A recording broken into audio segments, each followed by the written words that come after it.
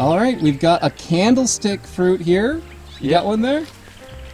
Yes. Yeah. If you want to taste, no, we can also. Maybe this one is a little bit overripe. Let's see this one. Oh, beautiful. Very cool. They look like hot dogs. I don't recall seeing one that had like this kind of pink hue to it.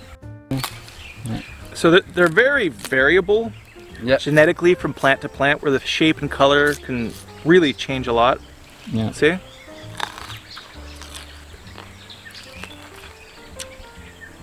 Not so good. Huh?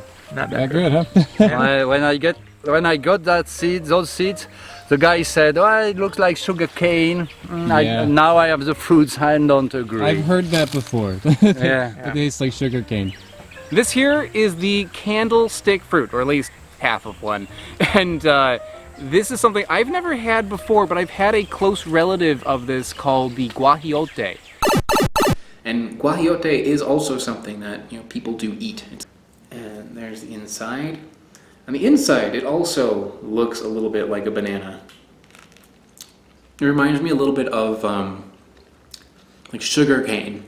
It's not quite as sweet as sugarcane, but fairly close. I say out of a scale of 1 to 10, where 10 is sugarcane or sugar cube.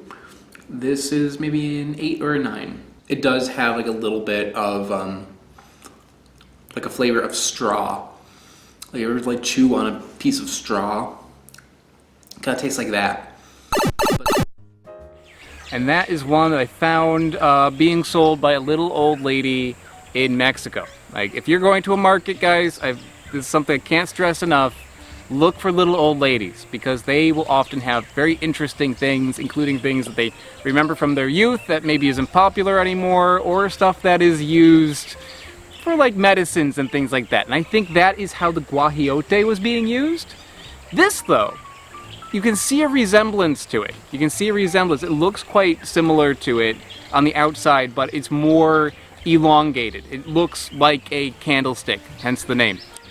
People say that this tastes a bit like sugarcane, but like inferior sugarcane. And that's how I would describe the guajillote. Let's see how this one is.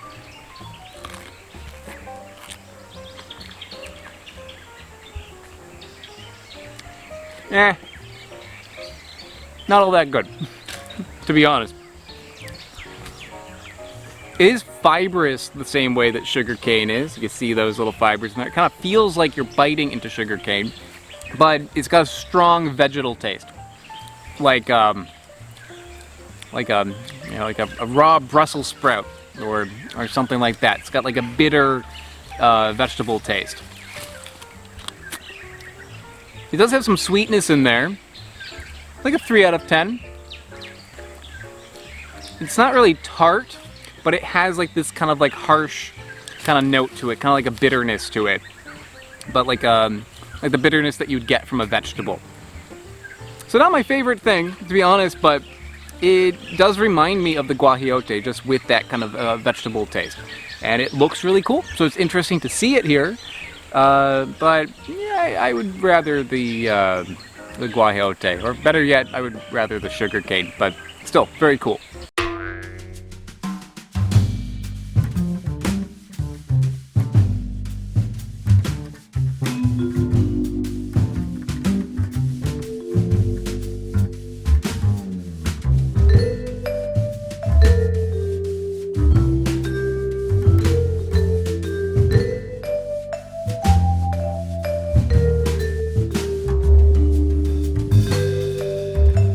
Greetings everybody, I am in the Cayman Islands right now, and it is very windy out right now, so I'm not sure if you can hear me at all. Hopefully you can.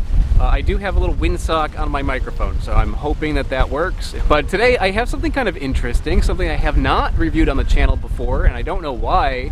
Sugarcane. Yeah, sugarcane, although it is not botanically a fruit, this is, I believe, a grass. It is treated like a fruit.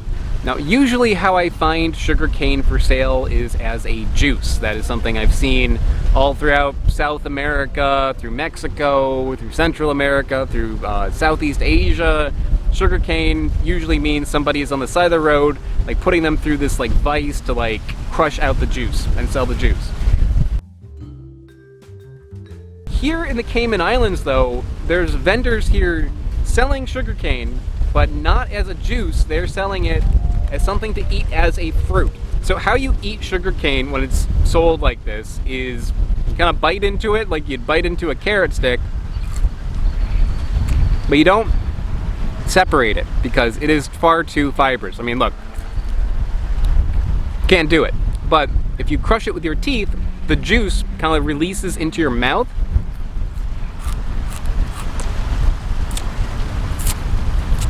You're basically being your own sugarcane juice vice. Like you are crushing the juice out of it yourself with your teeth. So it's not so much like you're eating the fruit, you're more drinking the juice by way of chewing on the fruit. Really nice, really refreshing, really fibrous. And that is why you often don't see it like this. Because to eat this, you can see, I'm sorry to show it to you, but you can see just how fibrous that is. You can't really eat that. You don't want to swallow that. And if you eat a lot of this, it'll actually like kind of cut up your mouth a little bit. The flavor of sugarcane, by the way, is not pure sugar. In fact, it's not as sweet as sugar. The sweetness on sugarcane, believe it or not, is, I mean, it's very sweet, but it's more like an 8 out of 10. Like you're chewing on a piece of straw that happens to be very sweet. That's kind of the flavor that you're getting. So I think that's about it for sugarcane. I recommend it. I recommend trying sugarcane juice or sugarcane chunks at least one time in your life. If you see this for sale, give it a shot because it is a simple taste, but it is really nice and it's something that is appreciated all around the world. And that is something that is worth checking out for sure. So I think that's about it. Thank you so much, everybody, and I will see you all next time. Bye-bye. I would like to give a big thank you to Smarter Everyday, Bill T, and Joseph McCorkle. They are mega patrons on patreon.com. Patreon is how I keep this channel going. It is a huge help, so thank you. And to anyone watching who is interested in learning more about how you can support the channel and get some really cool bonuses in return, like early access to videos, exclusive videos, over 100 of those. There's even a level where I will send you things in the mail. You gotta check it out. So check out the link in the description below.